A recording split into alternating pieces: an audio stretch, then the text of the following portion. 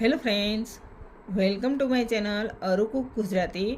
આજે હું તમારી સાથે શેર કરીશ ચટણીની પણ જરૂર ન પડે તેવા એકદમ પોચા અને ટેસ્ટી સુરતના ફેમસ કેળા મેથીના ભજીયા.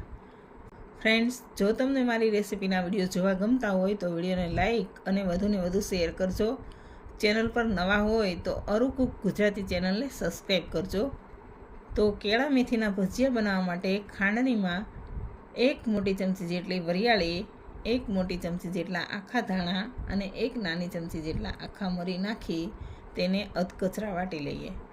આપણે તેનો એકદમ ઝીણો પાવડર બિલકુલ નથી કરવાનો, માત્ર થોડા અધકચરા થાય ત્યાં સુધી વાટી લેવાના છે. તો હવે મેં વાટી લીધા છે અને ફ્રેન્ડ્સ, તમે જોઈ શકો છો કે આ રીતનું અધકચરું આપણે તેને વાટેલું છે. હવે તેને એક વાટકીમાં લઈ લઈએ અને થોડી વાર સાઈડમાં મૂકી દઈએ.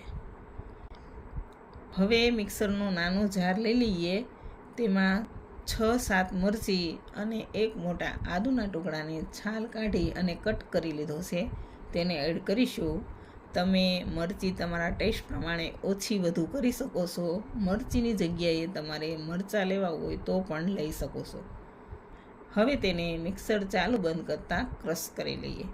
તો આપણે આદુ મરચી ક્રશ કરી લીધું છે તેને પણ થોડી વાર સાઈડમાં મૂકીશું.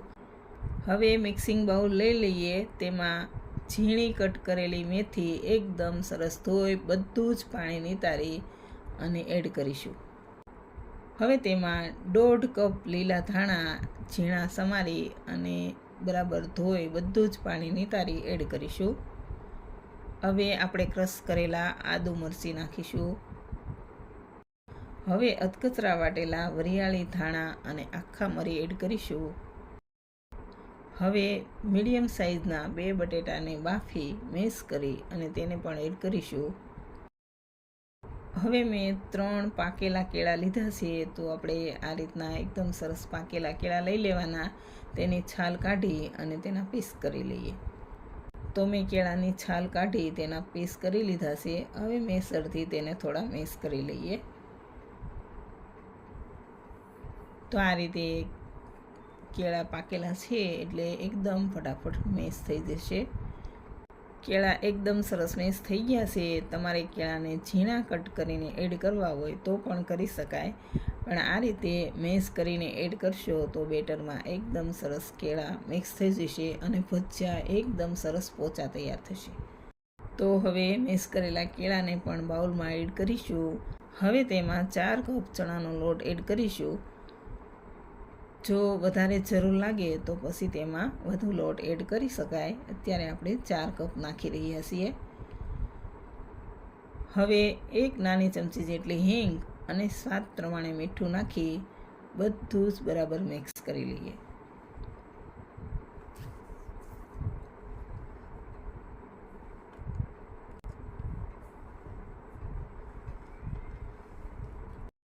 તો બેટર બનાવવામાં બિલકુલ પાણીનો ઉપયોગ નથી કરવાનો. આપણે તેમાં કેળા, બાફેલા બટેટા અને મેથી ધાણા ધોઈને એડ કરેલા છે. તો તેમાં જ બધું સારી રીતે મિક્સ થઈ જશે અને જો જરૂર લાગે તો 2 થી 3 ચમચી જેટલું પાણી નાખી શકાય. તો હવે મેં એકદમ સરસ મિક્સ કરી લીધું છે. હવે તેમાં 1/4 ચમચી જેટલા ભજીયાના સોડા અને તેના પર 1 લીંબુનો રસ નાખી તેને પણ બરાબર મિક્સ કરી લઈએ. તો બધું જ સારી રીતે મિક્સ થઈ ગયું છે અને ભજીયા માટેનું બેટર રેડી છે. અગાઉ મેં તેલ ગરમ કરવા પણ મૂકી દીધું છે. તો તેલ પણ ગરમ થઈ ગયું છે. તો હવે તેમાં ભજીયા પાડી લઈએ. તો આપણે આ રીતે નાના નાના જેટલા પેનમાં આવે તેટલા ભજીયા પાડી લેવાના. ભજીયા પડાઈ જાય એટલે તેને થોડી વાર થવા દઈએ અને થોડી વાર પછી તેને પલટાવતા રહી બ્રાઉન કલરના થઈ જાય ત્યાં સુધી તળી લઈએ. આ ભજીયા એકદમ સોફ્ટ અને ટેસ્ટમાં ખૂબ જ સારા લાગે છે. જો તમે એકવાર બનાવશો તો વારંવાર જરૂર બનાવશો. તો ભજીયાનો કલર ચેન્જ થઈ ગયો છે અને ભજીયા એકદમ સરસ તળાઈ ગયા છે. તો હવે બધું જ તેલ નિતારી અને તેને બહાર કાઢી લઈએ. તો આપણા ભજીયા રેડી છે. તેને પ્લેટમાં લઈ લઈએ. હવે આ રીતે બીજા ભજીયા પણ આપણે બનાવી લઈએ અને તેને સર્વ કરી લઈએ. તો ફ્રેન્ડ્સ રેડી છે. ચટણીની પણ જરૂર ન પડે તેવા એકદમ પોચા અને ટેસ્ટી સુરતના ફેમસ કેળા મેથીના ભજીયા.